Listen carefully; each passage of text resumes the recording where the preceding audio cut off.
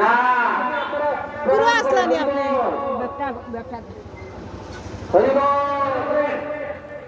মন্দিরের উপর দোকানে নিচে থেকে প্রণাম করবেন, কৃপা লাভ করতে পারবেন। হরি বল।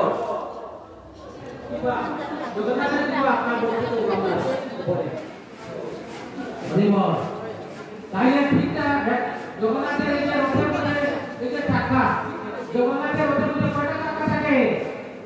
16টা চাকা, 8টা চাকা। আর কয়টা কি? 6টা সরলিপু। এই সরলিপু 6টা সরলিপু। এই আমার নাম শুনেছেন তালবন। তালবন কি? তালবনের মধ্যে রেণুকাসুর থাকে। কৃষ্ণের ভাই বলরাম কি করেছেন? ওই রেণুকাসুরকে বধ করেছিলেন।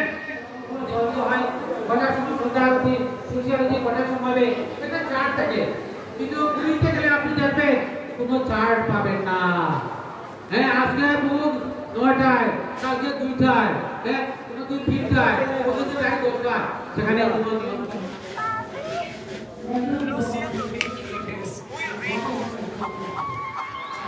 তুমি চাও গো আগে বাপের বাড়ি দেখাইতে মজা দেখাবো। তখন কি করলেন? পঞ্চম দিনে তার যে লক্ষ্মী দেবী এমন ক্রুদ্ধ অগ্নিশর্মা হয়ে গেছে, তখন আশপাশে যখন পরিচারিকা যারা ছিল, তার সেবক যারা ছিল, সেবক সেবিকারা যারা ছিল, তাদেরকে বললো এই তাকে নিয়ে আসবো, জোর করে নিয়ে আসবো, দেখি কেমন বাপের বেটা আছে। হ্যাঁ, বললো একদিনের কথা। এই পুরীর জঙ্গলে চন্দন গাছ, যে কাঠের মধ্যে শঙ্খ চক্র গদা পদ্ম বিরাজমান, সেই কাঠ এনে এরকম রথ তৈরি করা হয়। শঙ্খ চক্র গদা পদ্ম, চন্দন কাঠের মধ্যে শঙ্খ চক্র গদা পদ্ম যে কাঠের মধ্যে আছে, সেই কাঠগুলা এনে কি করা হয়? সেই বিগ্রহ তৈরি করা হয়। হ্যাঁ, সেই রথের রথ নির্মাণ করা হয়। তো এই যে বিগ্রহের যে কাঠ, এগুলা কি করা হয়? 12 বছর পর পরে সমাধি দেওয়া হয়। পুরীতে বিগ্রহের যে কাঠ, সেই কাঠটা 12 বছর পরে পরে সমাধি দেওয়া হয়। আর ওই যে পান্ডা, যে টিম লিডার নির্বাচিত হয়, সেই পান্ডা কি করে? 12 বছর পর পরে এই যে সমাধি দেওয়া হয়, আর সাথে সাথে চিহ্ন দেওয়া হয়। বুঝছেন ব্যাপারটা? সাথে সাথে তিনি দেহ ত্যাগ করেন। এই হলো পান্ডা। তাহলে যিনি পান্ডা নির্বাচিত হবেন, তিনি মনে রাখবেন উনার আয়ু মাত্র 12 বছর। 12 বছর পরে উনি দেহ ত্যাগ করেন। আর ওই যে কাঠ, যেটা রথের যে কাঠ, এটা নিলামে বিক্রি হয়। এবং এই নিলামে এই কাঠটা ক্রয় করার জন্য কত উৎসাহ থেকে সবার ভাগ্যে সেই কাঠটা উঠে না। রথের কাঠ সবার ভাগ্যে উঠে না। যে এই কাঠটা নিয়ে ঘরে লাগাবে, মনে করবেন ভগবানের কৃপা লাভ করতে পেরেছে। এই কাঠ নেওয়ার জন্য হ্যাঁ কত মাইল মার্কা হয় পুরীতে। এই কাঠটা কিভাবে, যদি একটা কাঠের টুকরা আপনার ঘরের মধ্যে রাখে, আপনার আর জীবনে আপনার সমস্ত পাপ থেকে আপনি, সেই হলো কাঠ, পুরীর জগন্নাথের কাঠ। তাইলে একটা বিক্রি করা হয় নিলামে, আর একটা হলো সমাধি দেওয়া হয়। এই হলো কাঠ। চক্র থাকে, আর চক্রের উপরে একটা ধ্বজ থাকে। সেই চক্রটার মধ্যে যে ধ্বজ থাকে, হ্যাঁ, এই পুরীর মন্দিরটাকে প্রতিষ্ঠা করেছিলেন স্বয়ং ব্রহ্মা। স্বয়ং ব্রহ্মা এই পুরীর মন্দির প্রতিষ্ঠা করেছিলেন। বেশি কৃপা পাইতে হলে প্রথম শর্ত হলো আমিষ আহার করবেন না।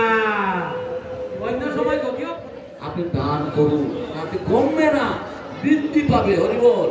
এর জন্য বৃদ্ধি পাবে, পেতে পারে, না হয় আপনি পরজনের মনুষ্য জীবন লাভ বলে সে এই ধন সম্পদের অধিকারী হচ্ছে, তার ধনী বণিক পরিবারে তার জন্ম হয়েছে। হরিবল।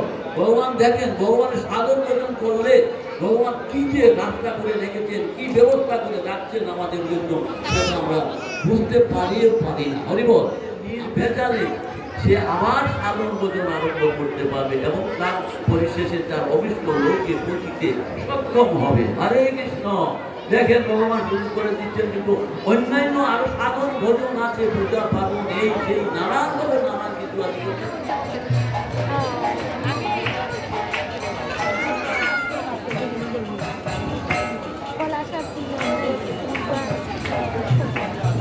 হরে কৃষ্ণ। এইভাবে যখন রঘুদাসকে নিয়ে সেই বাগানে ঢুকলেন, আর রঘুদাসকে ঢুকে বলছি কাজে রঘুদাস তুললেন এবং রঘুদাস দেখে দেখে দেখে বলছে প্রভু ঠিক পেয়েছি বড় খাটা। হরি বল।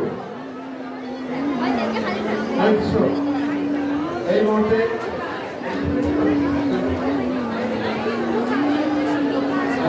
হরে কৃষ্ণ আপনারা